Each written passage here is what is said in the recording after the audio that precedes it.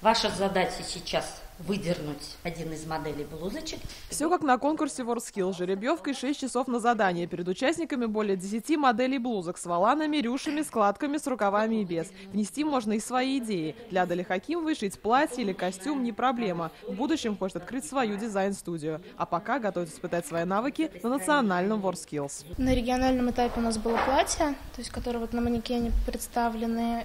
Ну, в принципе, мы отрабатываем все элементы одежды, все элементы гардероба, потому что мы не знаем конкретно, что будет на самом чемпионате. Попасться может что угодно, и нужно уметь быстро сориентироваться. От того, как они свое смоделируют, в какое место поставят рюши. Вот это вот дизайнерское тоже подход к этому будет тоже учитываться очень много.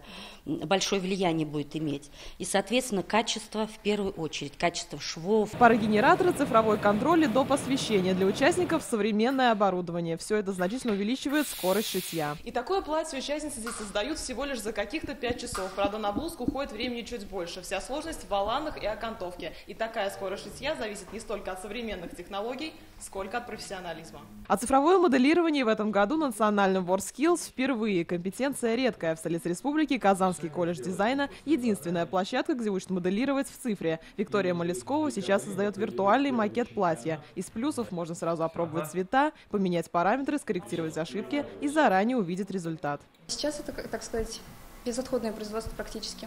То есть до совершенства довести лекало в компьютере, чтобы не переводить материал зря.